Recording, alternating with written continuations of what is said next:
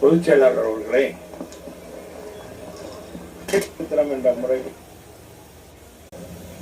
ஆட்சி நடத்த தமிழக அரசானது தமிழ்நாட்டை அமைதி பூங்காவாக கொண்டு செல்வதை விட்டுவிட்டு இன்றைக்கு கஞ்சை, போதை கலாச்சாரம், கஞ்சா, ரவுடிசம், கற்பழிப்பு நாள்தோறும் அரங்கேறி கொண்டது. இதையெல்லாம் கவனம் செலுத்தாமல் ஒரு எதிர்கட்சி தலைவரை மிகவும் மோசமாக நடந்து கொண்டதை வன்மையாக கண்டிக்கிறோம்.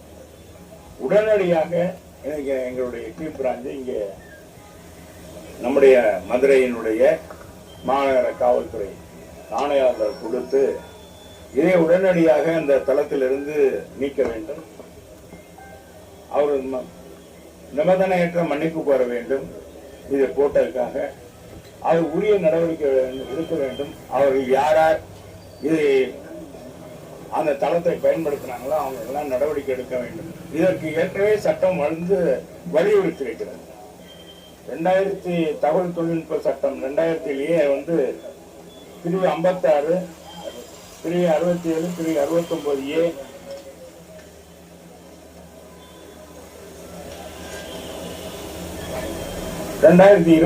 பிரிவு 356, பிரிவு 352, பிரிவு 353 மேற்கண்ட அந்த சட்ட வரைவில் இவர் மீது உரிய நடவடிக்கை எடுக்கலாம் அப்படின்னு அதில் வலியுறுத்தி சட்டங்கள் கூறுகிறது.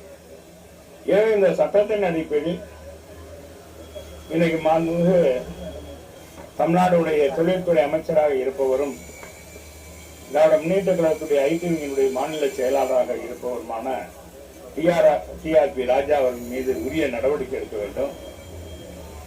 அதே மாதிரி இதை பகிர்ந்தவர்கள் மீதும் நடவடிக்கை எடுக்க வேண்டும் என்று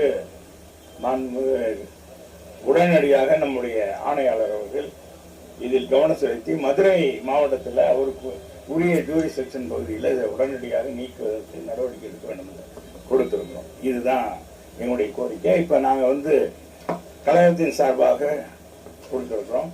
அதே மாதிரி வழக்கறிஞர் பிரிவு சார்பாக கொடுத்திருக்கோம், தகவல் தொழில்நுட்ப பிரிவு சார்பாக கொடுத்திருக்கோம், மாணவரணி சார்பாக கொடுத்திருக்கோம், இளைஞர் இளம்பெண்கள் பாசறை சார்பாக மனு கொடுத்திருக்கோம்.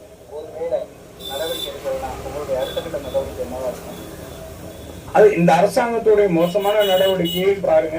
அது அடுத்த நடவடிக்கை என்னன்றது நாங்க சொல்லுவோம். அது உடனே சொல்லிட்டு இதெல்லாம் செய்கிறது இல்லை, என்னன்றது சொல்லுவோம்.